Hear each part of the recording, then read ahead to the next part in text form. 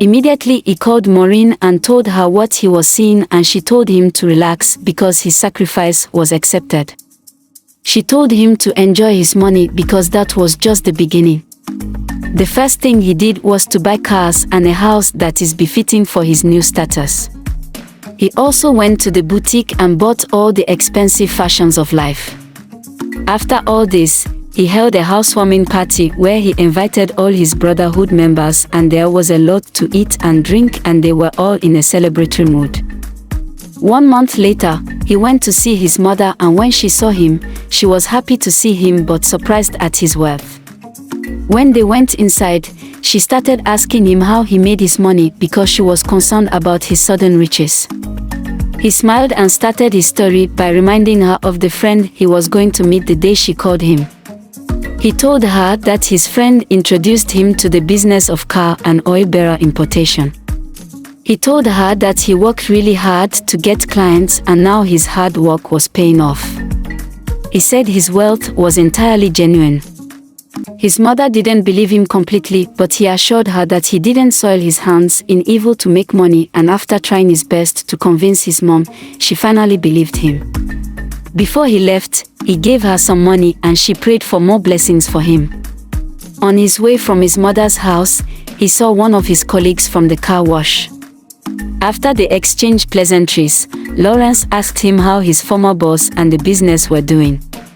His colleague told him that his boss died 3 days after he resigned from the job, and Lawrence acted like he was shocked from the news. He told his colleague that he would go and pay his condolences to the family. Before he left, he gave him some money and drove off. Later that night, while he was sleeping, something appeared in his room and told him to start preparing for his next sacrifice. Lawrence woke up and asked what the sacrifice was, and it told him it was the blood of his unborn child, but Lawrence said he wasn't expecting any child with anyone. The voice told him that he was giving him 3 months to get married, and his wife must conceive within those 3 months, otherwise he would die. Lawrence wasn't bothered about the assignment because he knew that the kind of woman that will agree to marry him and conceive in 3 months would be a woman who loves money, and he had plenty of it. He decided to go to a nightclub because he knew he would find such women there. When he got there, he saw many women who wanted him, but one lady in particular caught his attention, so he approached her and introduced himself. She told him her name was Becky, and they got to know each other. Lawrence told her that he liked her and would want to be her boyfriend, and she agreed immediately. Lawrence was happy because his hook had easily caught a fish, and he decided to move to the next course of action the next day. He called her the following day and they went to hang out.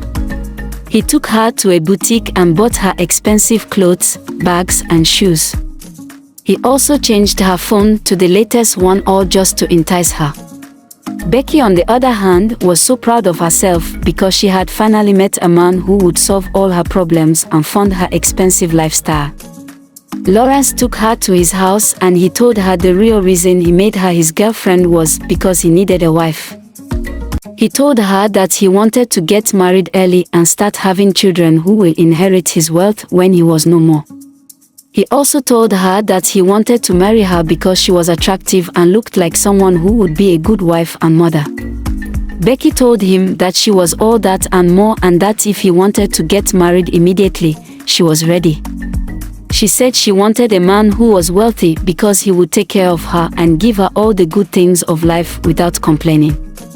So Lawrence told her that he would introduce her to his mother, and by the end of the week, all the introductions were done and they were finally married. Lawrence tried getting his wife pregnant, but it wasn't happening even after 2 months of their wedding, and this caused him to start panicking because the 3 months that was given to him was almost up.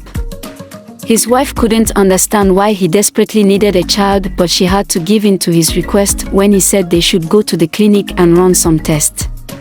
The test showed that they were healthy, and the doctor told them to give it time, but Lawrence knew he had no time. His wife wasn't really bothered because their marriage was still new and she had all the time to give birth. Lawrence complained about his situation when he went for their brotherhood meeting, but he was told to find a way and do everything possible to get his wife pregnant. He was told that the child must come from his wife, if not, his sacrifice would be rejected. He was also reminded that he didn't have much time left, and at that point, he only hoped for a miracle.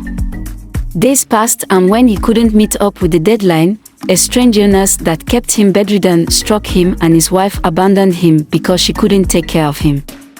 His mother came and started taking care of him, and because he knew he would soon die, he opened up to his mother. He told her that he used his boss for money rituals and that his sickness happened because he couldn't bear a child who was supposed to be used to renew his rituals. He told her that he regrets everything he did and wished he could turn back the hands of time. His mother was in shock and started crying because everything played out like the dream she had. She called her pastor immediately, and while she was explaining everything to him, Lawrence gave up the ghost. He wanted to be wealthy by any means possible, but he forgot that the riches you get in a wrong way would never last, but it would cost you everything.